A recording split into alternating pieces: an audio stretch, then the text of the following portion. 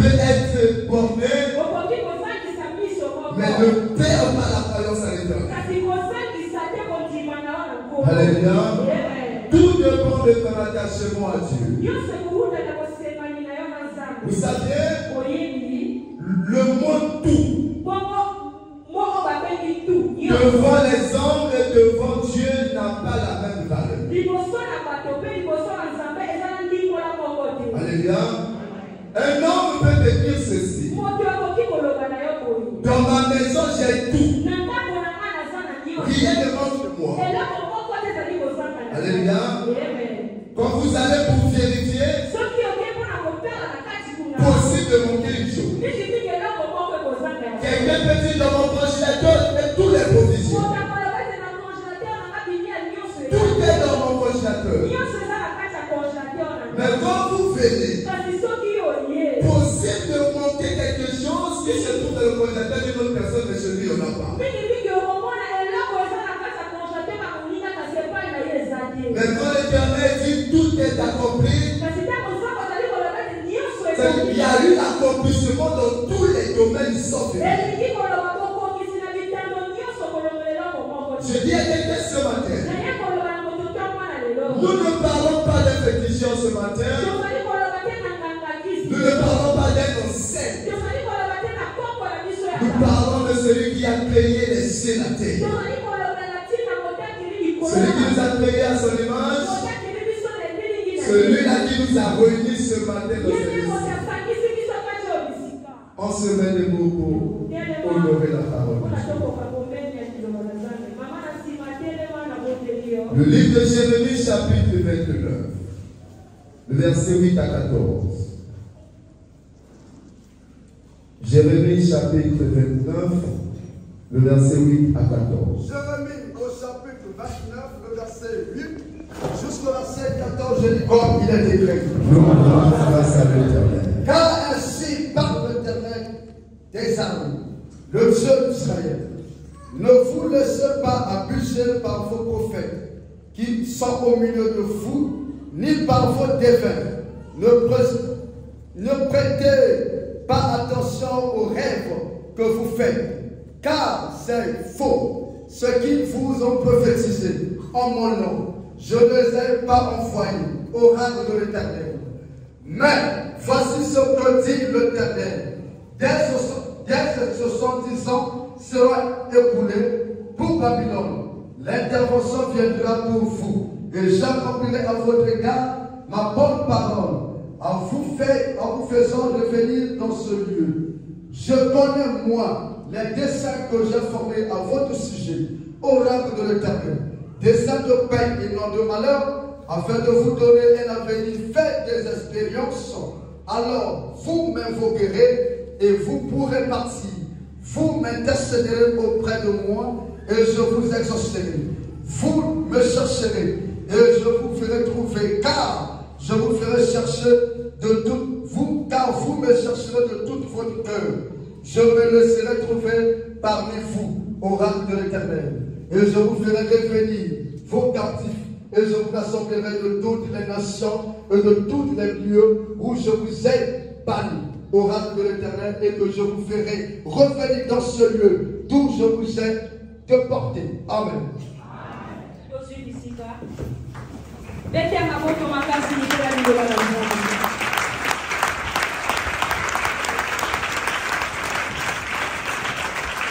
Alléluia.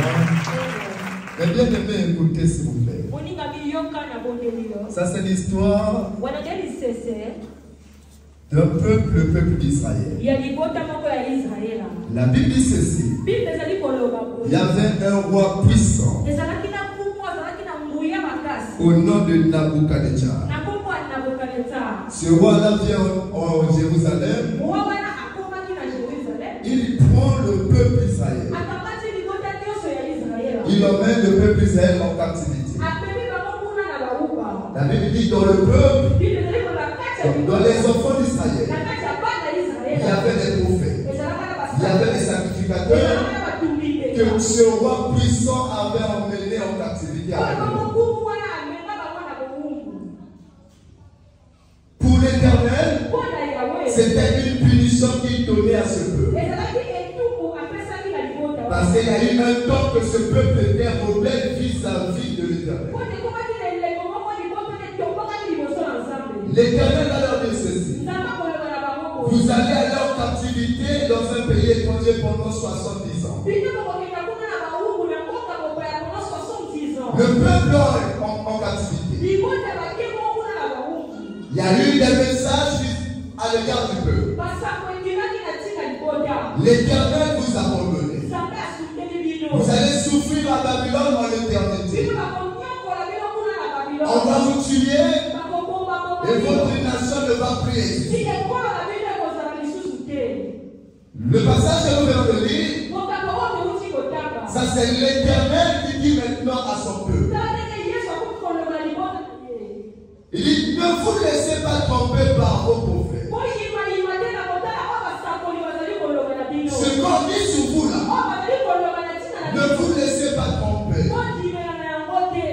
Moi je suis votre Dieu. Je connais tout ce qui se passe. Après 70 ans, vous ne serez plus en esclavagisme. Après 70 ans, vous ne serez plus à Babylone. Parce que moi, l'Éternel, je connais les projets que j'ai formés sur vous. Ce n'est pas les projets de malheur. Ce n'est pas les projets d'être en prison. Ce n'est pas les projets d'être sous un peuple donné. Il dit, les projets que moi j'ai formés sur vous, c'est les projets de paix. Dès que les 70 ans vont écouler, je viendrai. Je vais vous délivrer. Vous saurez que moi je suis Dieu. Alléluia. Ce matin, je parle à un esprit qui veut déjà être affaibli. Ce matin, je parle à un homme qui veut déjà abandonner. Le seul endroit où il est dans la joie, c'est quand il est à l'église. Le seul endroit où il est dans la joie, quand c'est la sœur Fanny en train de chanter. C'est à ce niveau qu'on peut lire un peu de la joie sur son visage. Je dis à cette femme, je dis à cet homme, ne pleure pas parce que Dieu connaît les projets qu'il a formés sur toi. Vous savez, Dieu est la seule personne qui n'a pas de plan B. Il a toujours un plan A. La seule personne qui n'a pas de plan B. Un homme peut dire ceci. Je fais d'abord ça. Si ça ne marche pas, je vais faire ceci. Ça c'est l'homme. Mais Dieu ne fait pas ça. Pourquoi? Parce qu'il connaît la fin de la chose avant son promotion. Nous pensons au plan B parce que nous n'avons pas la maîtrise de la fin du plan A.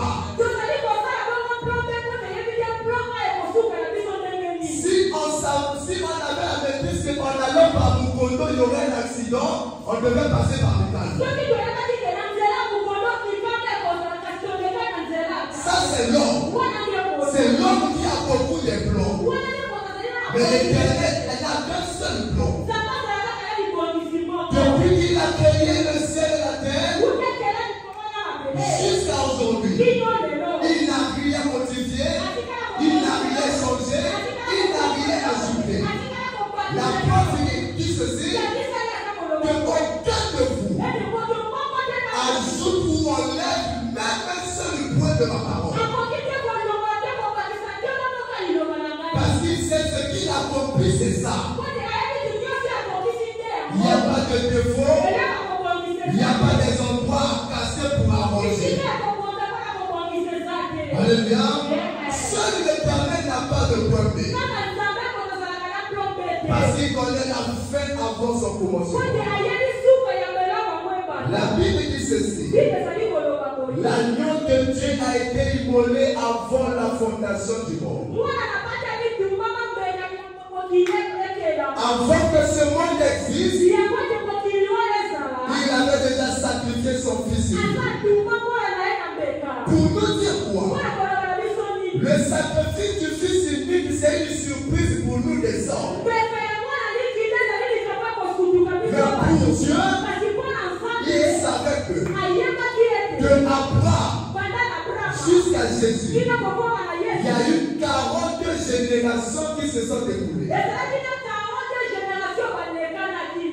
Mais il sacrifie déjà avant la première génération. Dieu n'est surpris de rien. Je dis ça pour parler à une femme ou un homme qui m'écoute ce matin. Accepte le chemin que tu traverses. Accepte la voie que l'Éternel est en train de tomber. Vous saviez, les bénédictions de l'Éternel ne viennent pas toujours par les emballages que nous accordons.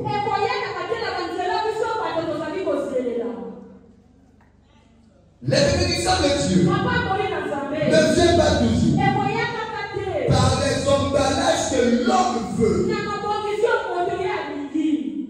Les bénédictions de Dieu ne viennent pas toujours par les voies que l'homme a tracées. Vous saviez, Joseph est rêve. Quand son père interprète le rêve,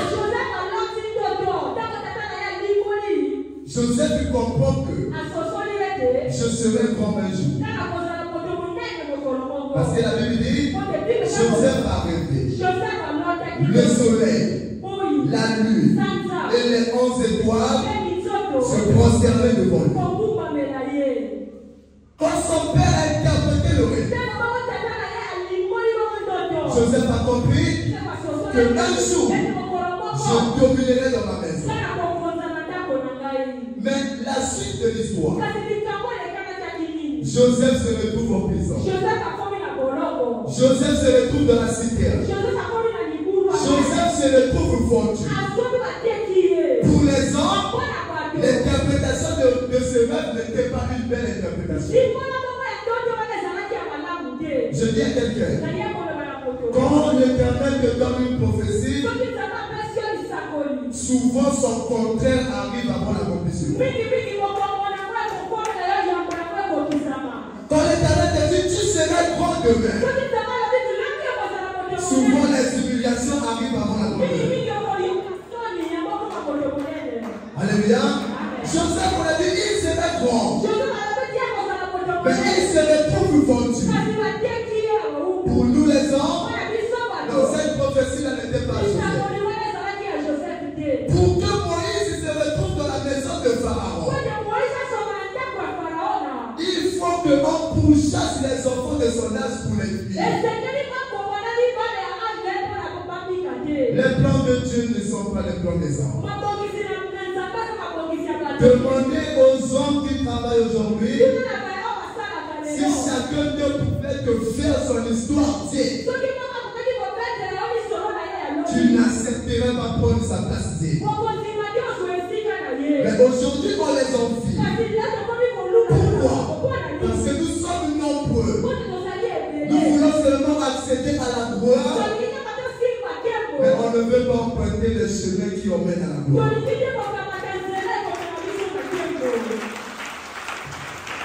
Alléluia. Les chemins qui emmènent à la gloire à ses réalités. Le chemin qui emmène à la gloire a ses problèmes, ses plans. Tout ça là dépend de l'Éternel. Jérémie dit ceci. Les projets que j'ai formés sur vous. Je dis à quelqu'un qui m'écoute. Vous savez, quand vous remarquez que ta vie ne marche pas, le seul secret, quand tu remarques que tu fais des choses ne marchent pas,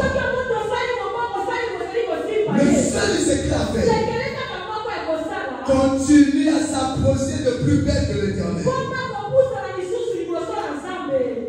L'erreur que nous commettons, je suis pasteur, je perds ma femme, je perds mon boulot, je perds mes parents. L'Éternel m'a abandonné. Quand tu regardes ces choses arriver, continue à t'approcher de plus belle à l'Éternel. Comprends que ta gloire est plus grande. Voilà pourquoi tu lis ces choses-là. Je dis à quelqu'un, vous savez, demandez à une femme ou un homme qui a déjà fait les pop-corn dans sa vie. Quand on fait les pop-corn, on met l'huile au feu. Quelques temps après, on prend les maïs blancs, on met le couvert. Aucune personne qui a fait les pop-corn a vu ces pop-corn être cuits tous au même moment. Aucune personne. Vous allez seulement écouter les gars de la forêt qui est top. Une façon de dire, chaque graine donne le pop-corn à son temps. Vous savez, ici sur terre, si tu ne comprends pas cette réalité, tu vas mourir de frustrer. Viens me voir en secret, je vais te donner l'histoire de ma vie. Tu vas dire, si ce Dieu l'a fait passer aussi mal, c'est que dans ma vie aussi c'est possible. J'ai toujours tendance de dire ceci. Au nom que nous sommes, il n'y a personne qui a crucifié Jésus sur la croix. Il n'y a personne qui l'a vendu. Il n'y a personne qui l'a cloué le prêtre à la main. Puisqu'il n'y a personne qui l'a vendu, c'est que la souffrance ne resterait pas éternelle si nous avons Dieu. Ce qui nous manque, c'est l'attachement à ce Dieu. Quand ça fait mal, attache-toi. Quand on te demande de toi, attache-toi à l'Éternel. Tout dépend de ton attachement. David dit ceci. J'ai été jeune, j'ai grandi, j'ai vieilli, je n'ai jamais vu un juste être abandonné. C'est qui le juste? C'est pas celui qui ne commet pas de péché. Il peut commettre. Mais quand il commet, il sait que l'Éternel est mon Dieu. Quand il refuse, il sait que l'Éternel est mon Dieu. Nous sommes nombreux à commettre, mais autour de l'Éternel est Dieu.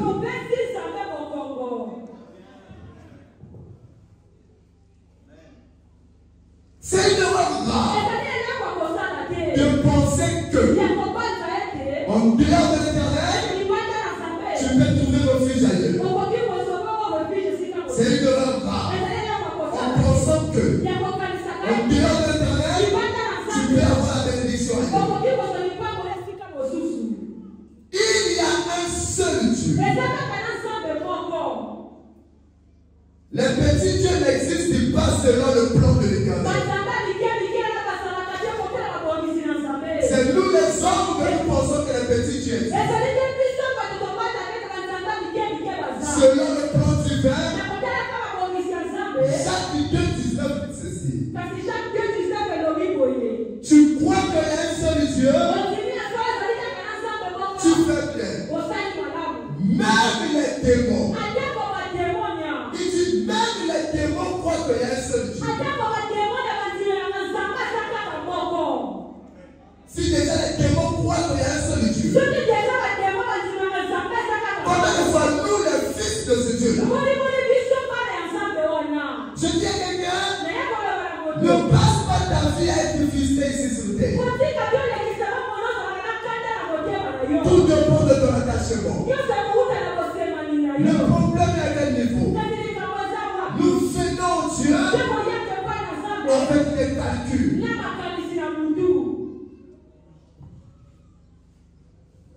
Je vais te dire une vérité. toute information, toute circonstance, tout problème qui se passe devant toi, même si ce n'est pas donné par un pasteur, même si ce n'est pas fait par un pasteur, prends cette information, cette circonstance, ce problème comme un enseignement. Dieu est libre de t'enseigner, il utilise n'importe qui. Alléluia. Si dans ta vie, tu as déjà écouté quelqu'un dire, ou tu as déjà vu quelqu'un malade, que ce Dieu-là a guéri, même si ce n'était pas dans l'église, prends ça pour ton enseignement. Le jour où tu seras malade, réfère-toi à ce dernier qui était guéri avec lui. Quand tu prends d'autres pouvoirs, c'est là où les difficultés, les situations compliquées de notre vie.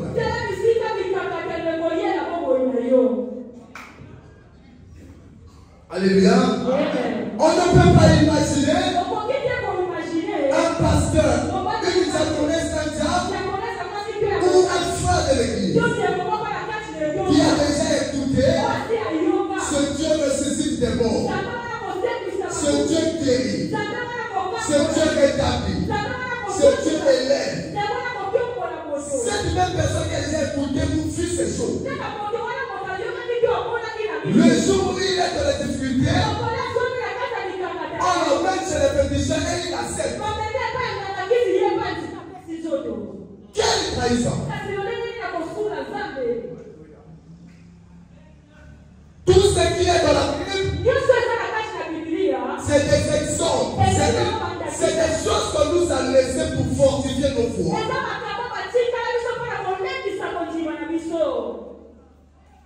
C'est pas seulement les histoires comme ça. C'est des choses que nous devons expérimenter. Nous sommes nombreux.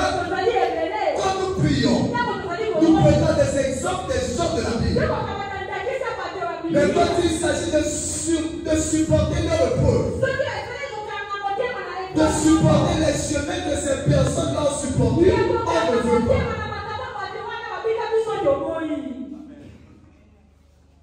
Toute femme stérile aime que l'Éternel fasse grâce dans sa vie comme l'Éternel avait fait à Anne. Toute femme, Seigneur, fais-moi comme ça. Fais-moi comme Anne. Mais quand il y a les moqueries, quand il y a les moqueries, il y a les insultes. Vous allez voir la même personne aller chez les bergères être entourée par des bougies. Quand tu pries comme Anne, quel était le comportement de Anne quand elle attendait l'offre? À chaque fois, quand Pénina injurait Anne, Anne partait à l'église pour implorer la faveur de l'Éternel. Elle revient, Pénina injurie. Elle repart à l'église pour implorer la faveur de l'Éternel. À chaque fois que Anne recevait les injures, son problème n'était pas avec Pénina, mais avec l'Éternel. Parce qu'il savait, le Dieu qui m'a rendu stérile est capable de me donner les enfants que Pénina a reçus.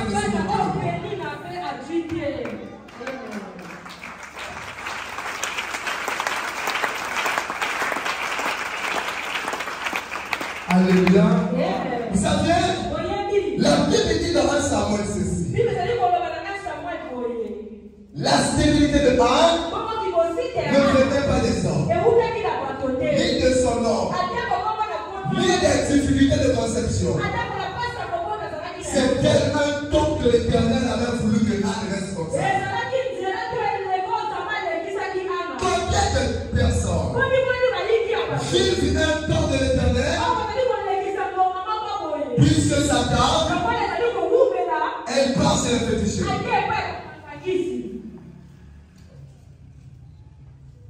Combien de personnes vivent un homme de l'Éternel. Puisque Satan, on pense que ce Dieu est capable. Minimise toute personne sans Dieu. Minimise toute personne. Même ton mari ou ta femme, il faut minimiser. Mais pas l'Éternel. Quand tu veux minimiser quelqu'un, ose même à minimiser ton chef, mais pas Dieu.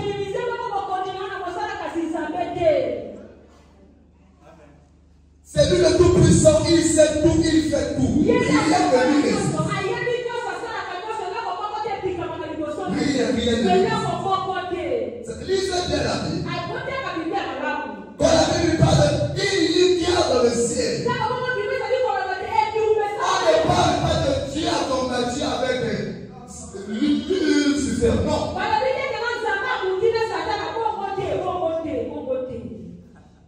Dieu c'est un Dieu de principe. Même quand vous voyez les boxeurs, quand vous voyez les boxeurs se battre sur le ring, c'est par rapport au poids et aux catégories.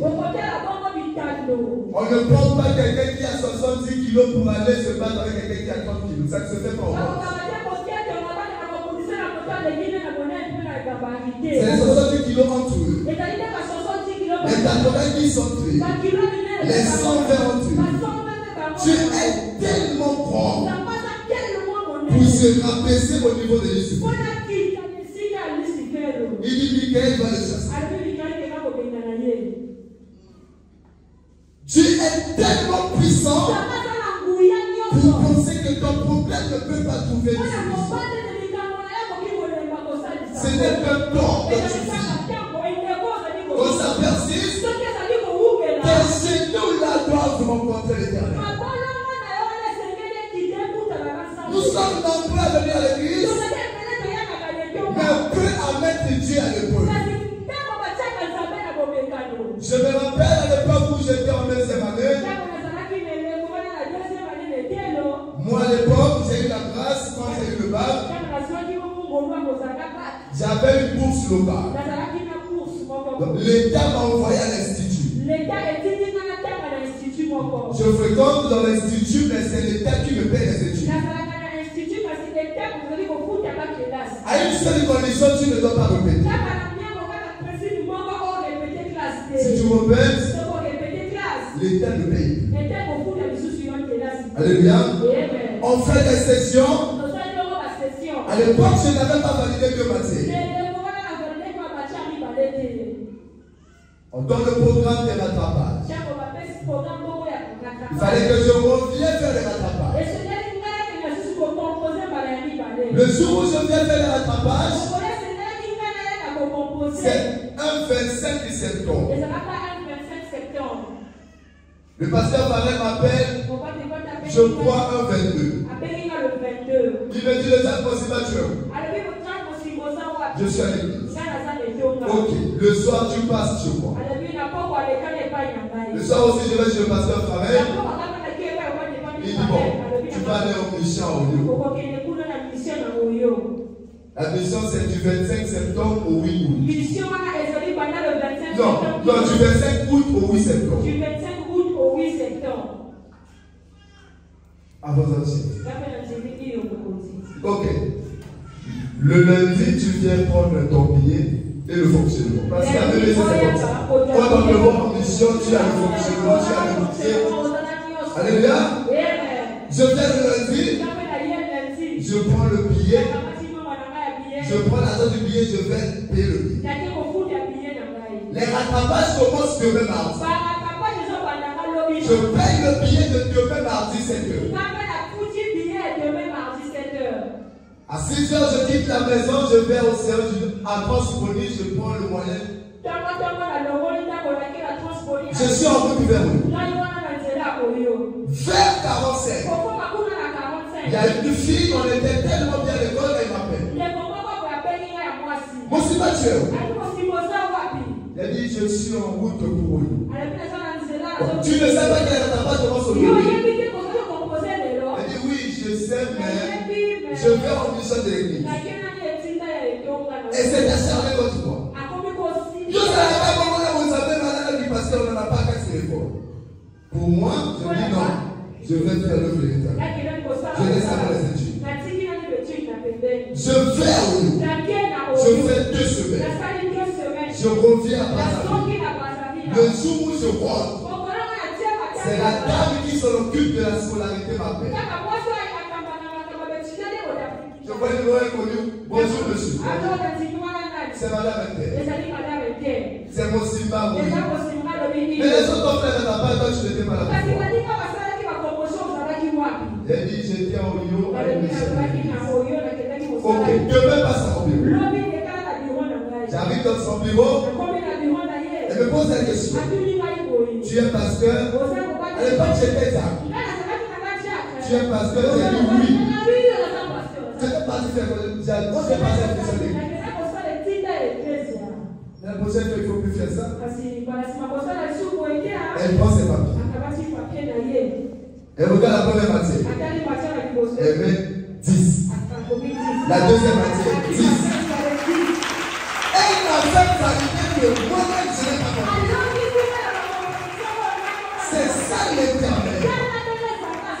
C'est vous qui utilisez Dieu. C'est vous qui prenez Dieu à la légère. Il est chaque fois qu'on parle de l'éternel, il sait de quoi ce Dieu est capable. Alléluia. C'est pas en fait que vous voyez pasteur aussi parler de l'éternel. J'ai commencé à parler de ce Dieu très jeune. À l'époque, il y avait même pas ici. Une façon de vous dire, ce Dieu-là, nous avons expérimenté, nous avons vu sa conduite. Nous avons des témoignages qui nous poussent à ce sacrifice pour avoir les autres. Ne te laisse pas intimider par des faux prophètes. Ne te laisse pas séduire par des gens qui ne connaissent pas la grandeur de ce Dieu. Ce Dieu est puissant et grand. Ce Dieu amasse de la poussière pour faire un choix parmi les gens. Ce Dieu change l'identité même des gens qui n'ont pas été à l'époque. Ce Dieu donne la valeur même aux gens qui ont été méprisés dans leur propre famille. Donc, qui vous parle? Quel Dieu vous venez chercher? Celui qui a donné sa vie sur la croix. Donne-moi la chose que tu vis ou ton problème. Je te donnerai la solution que ce Dieu a donnée dans la vie de chacun de nous. Ne t'attends pas avec Dieu. Dieu, ce n'est pas ton ami. Il est Dieu. À côté de lui, il n'a personne.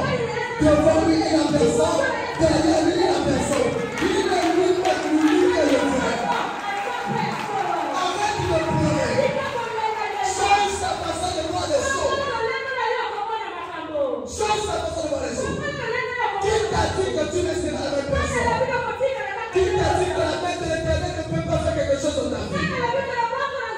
S'il y a eu un prophète qui t'a dit cela, je viens te dire ce matin, la seule personne qui a la capacité de mettre un point de la vie d'un homme, c'est l'éternel qui t'a créé. En dehors de Dieu, personne ne t'a créé. Personne. Même si c'est celui qui t'a mis le monde, il n'était qu'un canal que l'éternel avait utilisé. Celui qui a l'éternel dans la vie d'un homme, c'est le créateur de ce Dieu. N'abandonne pas. Que ton amour envers ce Dieu ne diminue pas. Par rapport aux circonstances aujourd'hui. Les circonstances d'aujourd'hui vont te mener à la gloire de Dieu.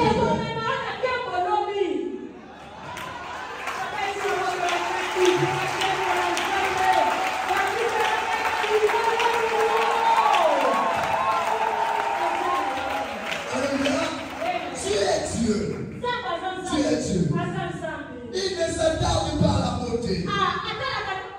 Il ne s'attarde pas au niveau de Dieu. Il ne s'attarde pas à la famille que tu es sorti. S'il te pointe du doigt, c'est que c'est vraiment toi qui l'as choisi. Je dis à quelqu'un aussi longtemps qu'il y a le souffle de vie. Ne perds pas espoir. J'ai tendance à dire ceci. africaine, il n'y a pas de course avec quelqu'un. La vie de quelqu'un ne peut pas me rendre frustré. Impossible. Je ne peux pas passer toute ma nuit à pleurer parce que j'ai vu la bénédiction traverser la vie de mon frère et ma soeur. Une seule chose que ma conscience ne peut jamais laisser tomber. Quand je vois la grâce de Dieu dans la vie de quelqu'un qui est à mes côtés, je comprends que mon tour aussi est possible.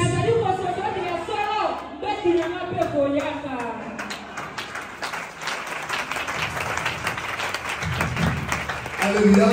C'est mon secret. Tout ce que je vois entre les mains d'un être humain, je comprends que tous sont des créatures possibles de l'avoir reçu. C'est pas toi. Quand tu vois le pasteur pareil être béni, tu pleures. Pourquoi c'est le contraire? Toute prière de ces jours, tu es en train de te faire écarter ta propre vie dans le plan de l'éternel. Dieu n'aime pas les envieux. Mais Dieu aime les gens qui croient toujours en lui.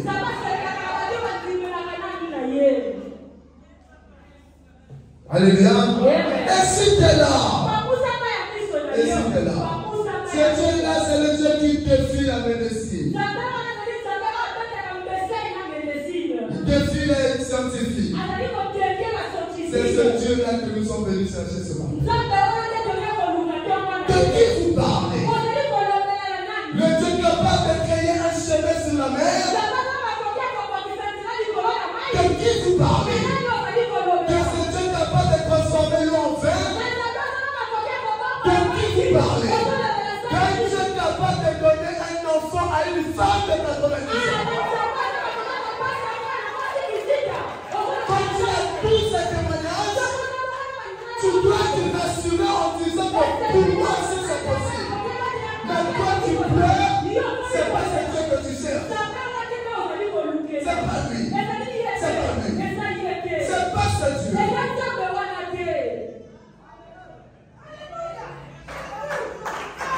Parlez pas avec l'Éternel.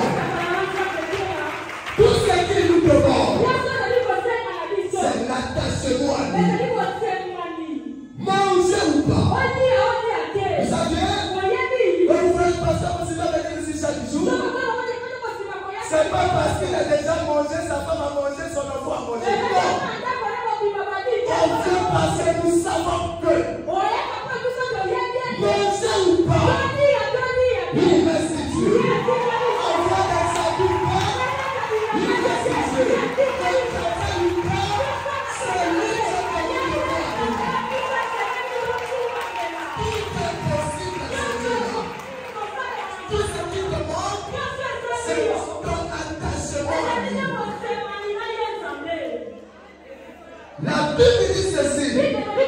Jacob est resté toute la nuit. Comme ça.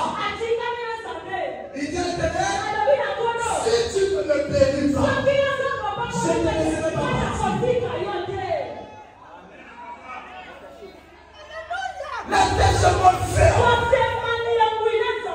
Vous savez, quelqu'un qui s'attache à Dieu, on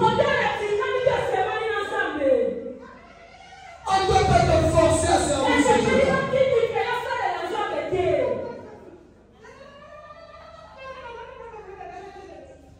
L'attachement, c'est, je dis ça comment? On dit quelqu'un qui se fait attacher à l'Éternel. C'est une forte considération. Une considération volonté. On m'attache à ce Dieu. Volonté. On ne doit pas me pousser à s'attacher à l'Éternel. Ça doit être une conviction personnelle. La volonté personnelle. La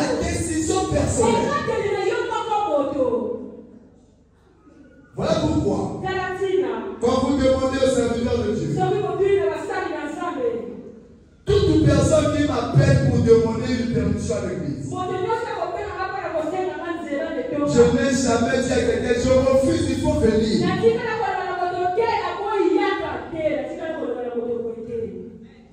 Quand vous m'expliquez le problème,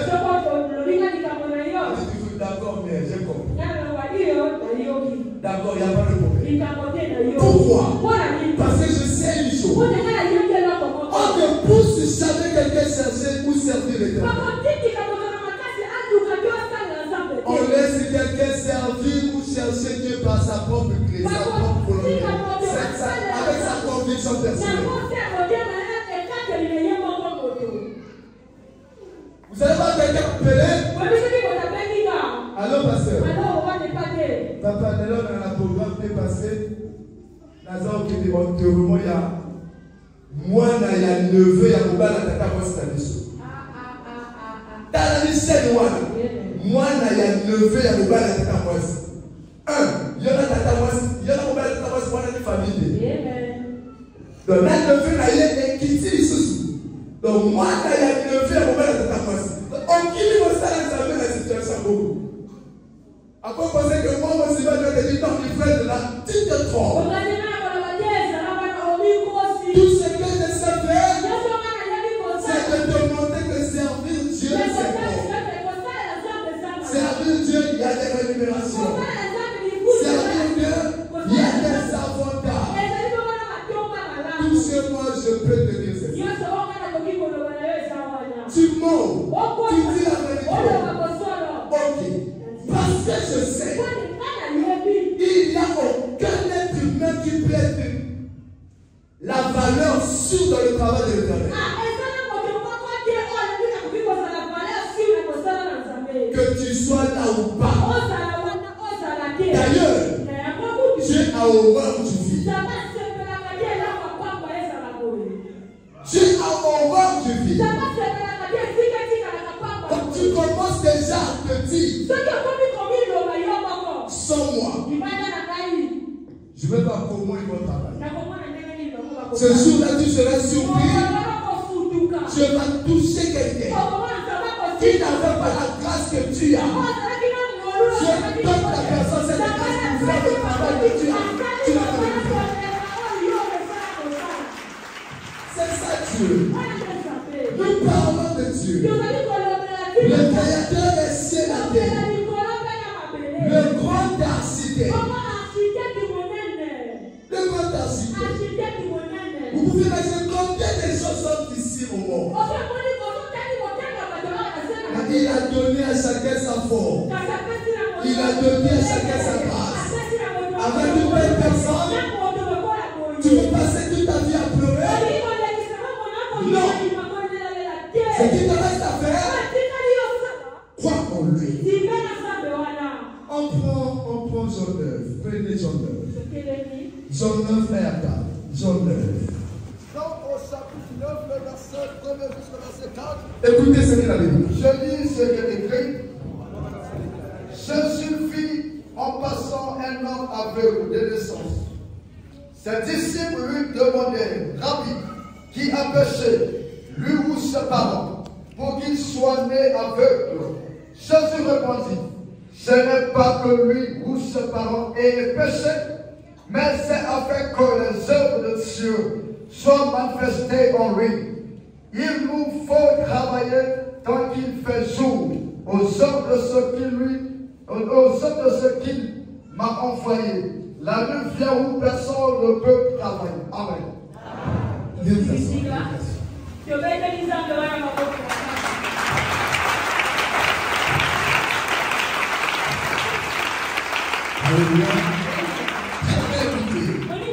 Ça c'est Jésus qui passe avec ses disciples.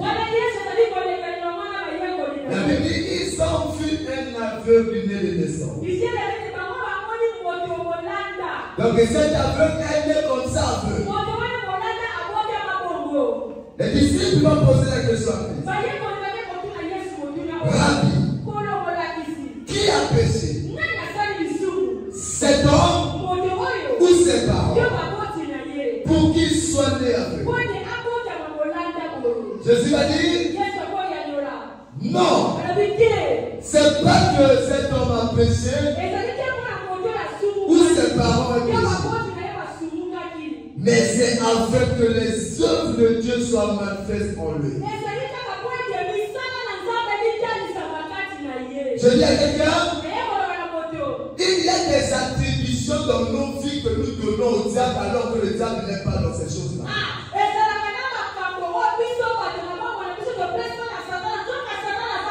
Il y a des situations que nous traversons en pensant que à l'origine c'est les esprits mauvais. Alors que ce n'est pas l'histoire des esprits mauvais. C'est pour que tu sois un témoignage vivant ici sur terre. La Bible dit cet homme aveugle n'avait pas péché. Non plus ses parents. Mais il était comme ça. Pourquoi? Pour que la puissance de l'Éternel soit manifeste en lui. On ne peut pas parler de la guérison s'il n'y a pas quelqu'un qui est malade. On ne parlera pas de la délivrance s'il n'y a pas un prisonnier. On ne parlera pas de l'élévation s'il n'y a pas quelqu'un qui est rabaissé. Il y a ces choses, ce n'est pas les liens de famille. Ce n'est pas l'homme ou papa qui est à l'origine. Mais c'est des choses de la vie pour que le nom de l'Éternel soit glorifié dans la vie de certaines personnes.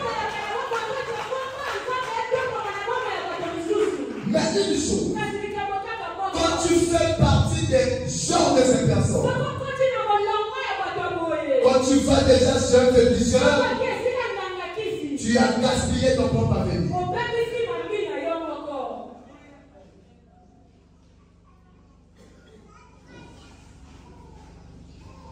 Si ta stérilité, c'est pour glorifier le nom de l'Éternel, quand tu vas déjà consulter les bergers, pour arranger cela, tu dois être capable d'ouvrir ton cœur devant notre Dieu avoué.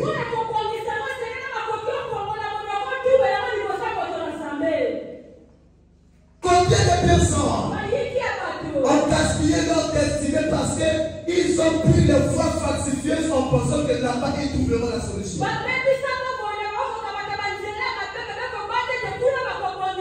Combien de personnes ont emprunté les chemins de l'enfer à la recherche des enfants, à la recherche du mari ou de la femme, à la recherche d'une promotion? Tu es capable, là où on parle des magiciens, il a pris Daniel, il a placé là pour dire ceci: j'ai la capacité de lever quelqu'un qui n'est pas maçon, mais il travaille au milieu de maçons sans pourtant fesser ses genoux devant les maçons. Qui nous a dit que l'élévation fait que les formations des sorciers, des démons? Tu es capable de tout. Tout dépend de ton attachement. Quelqu'un qui est fidèle à Dieu fera les choses que les hommes pensent que c'est possible. Mais dans ton chose, c'est que s'il n'y avait pas ce Dieu-là, je ne serais pas là où je suis. S'il n'y avait pas ce Dieu-là, je ne porterais pas la langue que j'ai portée. S'il n'y avait pas ce Dieu-là, je n'aurais pas l'enfant que j'ai. S'il n'y avait pas ce Dieu-là, je ne construirais pas la maison que j'ai construite. Pourquoi honoriser Dieu?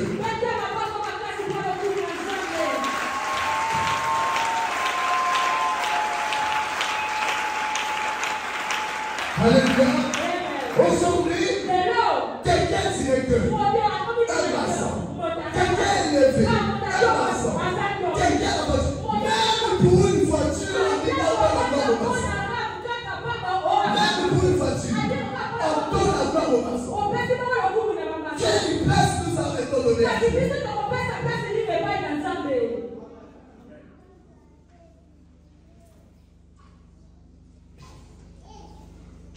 Même pour un simple fauteuil. Au moins, ça va votre propre Salon pour aider, salon de salut. Ne donnons pas gloire à celui qui est inférieur. En minimisant le supérieur. Alléluia. Je pose la question à tout le monde. Ça, c'est un dossier que j'ai préparé pour aller déposer à la fonction publique. Mon dossier là, on laisse le président assis. Le ministre de la fonction publique assis. Tu as le dossier. Tu dois le dire.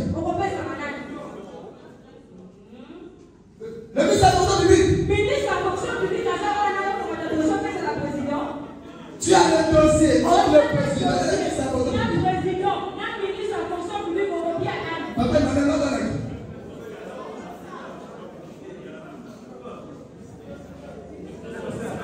le dossier là partira toujours chez le ministre. Pas fou.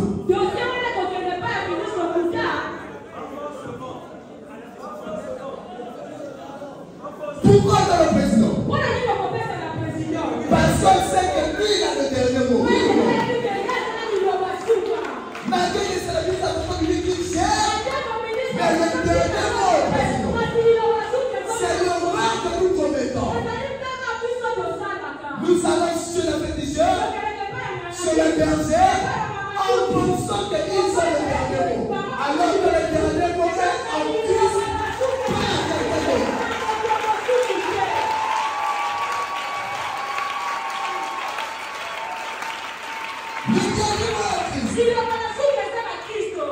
Le ministre de la fonction publique, c'est comme une berger.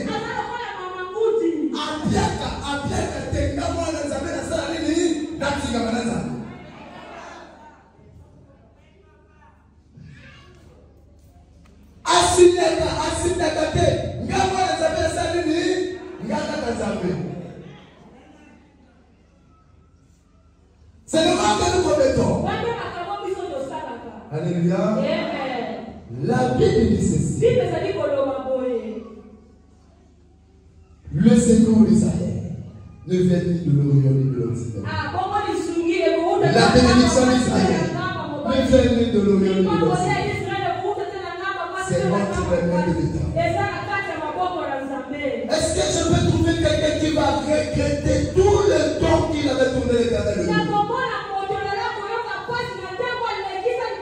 Est-ce qu'on peut trouver quelqu'un ce matin qui sera capable de dire Seigneur, pardonne-moi, j'avais emprunté des voies fastidieuses. Si je trouve une grâce, je reviens.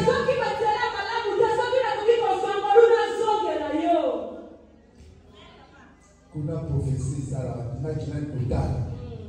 Na keko c'est l'homme au sud de la tala quand même à Pina. Quand on a déjà fait ça, n'a consulté quand on a eu pas venir dans l'eau derrière. Alléluia.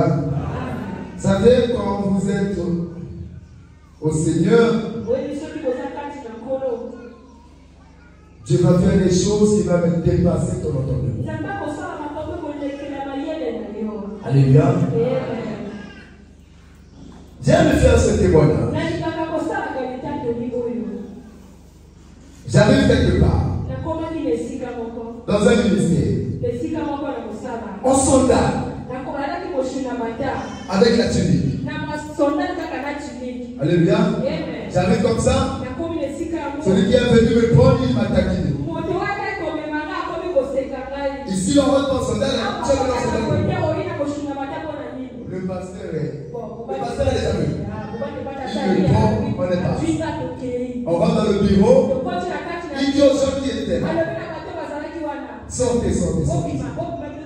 Des gens bien habillés au costume bien. Mais on les a chassés. Moi, en soldat, je suis resté. Parmi les choses que moi, en soldat, je dis toujours, même si je meurs, si je reviens pas sur terre, je serai toujours pasteur.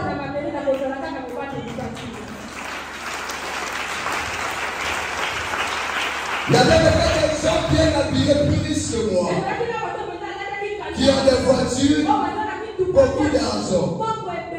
Mais ce jour-là, l'homme qui m'avait appelé sait que j'ai la chose que ces gens-là n'ont pas.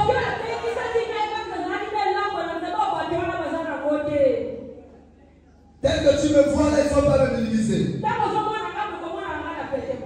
Ne me mets pas sur ta balance là-bas pour donner un poids. Non.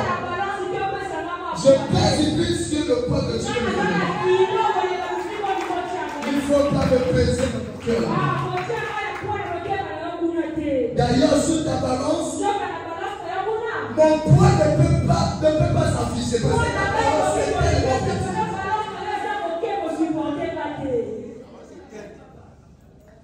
Même si je meurs, je reviens toujours passer. On chasse tout le monde. Je suis en sandales et en tunique. Mais les gens en veste et s'en sortent. C'est ça Dieu. Dieu est grand. Dieu est puissant. J'aime ce Dieu-là. La Bible dit ceci. Il envoie un prophète dans la maison d'Isaïe. Il dit va là-bas. Il y a un roi là-bas que toi tu vas voir. Le prophète arrive. Isaïe appelle ses enfants. Mais on n'appelle pas David. Parmi les enfants qui se sont présentés, la voix de l'Éternel n'a pas choisi. Le prophète va dire ceci. Ceux-là, ce sont. Il n'y a pas quelqu'un qui manque. Isaïe va dire oui. Il y a un délinquant qui se trouve dans la forêt. Un délinquant. Il est dans la forêt. Lui, son travail, c'est charger. Donc, il a responsabilité seulement à perdre les brebis. Le prophète va dire, je ne sortirai pas sans voir ce délinquant. David arrive. Petit. La seule grâce qu'il avait, juste sa beauté. Parce que la Bible dit, il était beau de figure. Il arrive comme ça. Le prophète dit, oui, c'est lui. C'est lui que j'ai choisi. Le prophète, il prend lui. Il revient sur David. Il le paye. Il dit, tu serais roi en Israël. Je te vois comme roi. Quelque chose qui m'a toujours étonné. David est ordonné consacré comme roi. Mais après la consécration, son père le prend encore. Il l'envoie dans la forêt. Quelqu'un a ordonné roi. On devait maintenant le chérir, le protéger. Que rien de mal puisse arriver parce qu'il serait roi, nous on serait roi.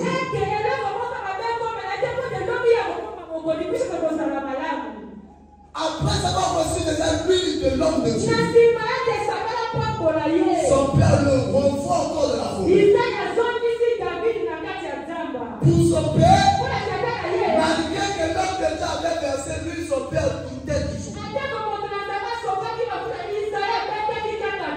Je dis à quelqu'un qui me court, tu dois être la première et la seule personne qui doit croire à sa propre vie, même si les gens ne croient pas sur elle.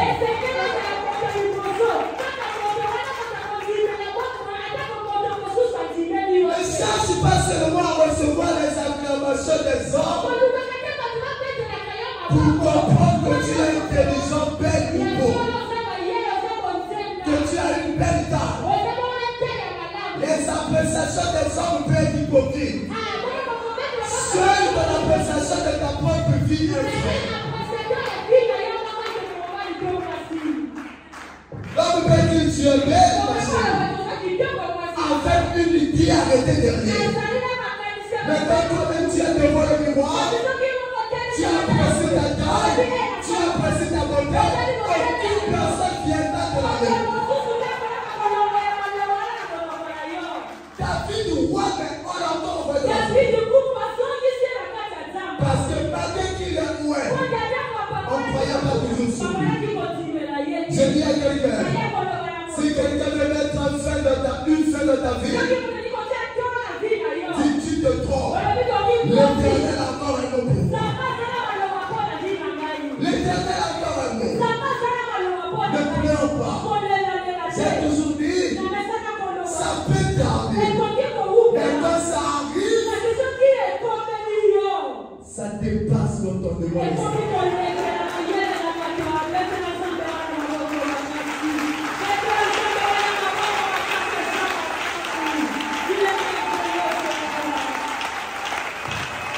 Alléluia. Pénine a eu des enfants. Avant Anne. Mais moi j'ai lu beaucoup la Bible. Maintenant là, si vous me posez la question, donnez même le nom d'un enfant de Pénine. Je n'aime pas le nom de l'enfant de Pénine. Mais Anne a eu des enfants en retard. Si vous me demandez le nom de l'enfant de Anne, je vous dirai il y a un gros Samuel qui est le fils de Anne. Je dis à quelqu'un, ça peut garder tout de bon que ton attachement à l'Éternel. Qu'on se moque de toi ou pas, accroche-toi à Dieu.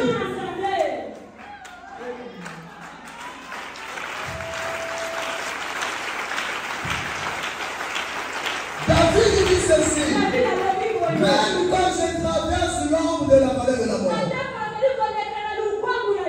sur le chemin de l'Éternel, il n'y a pas seulement les plages, il y a les plages, il y a les montagnes. Quand tu montes sur la montagne, même si c'est difficile, ne pense pas que l'Éternel t'a abandonné. Ces choses sont toujours là en train de te regarder. Même quand je passe dans l'ombre de la vallée de la mort, la mort peut être tout autour. Je ne crains rien. Parce que celui qui me soutient, celui qui m'accompagne dans ma marche, est capable de dire, toi la mer, tu t'arrêtes là. Toi la mer, tu t'arrêtes là. Au milieu, il y a un passage que le peuple d'Israël doit passer.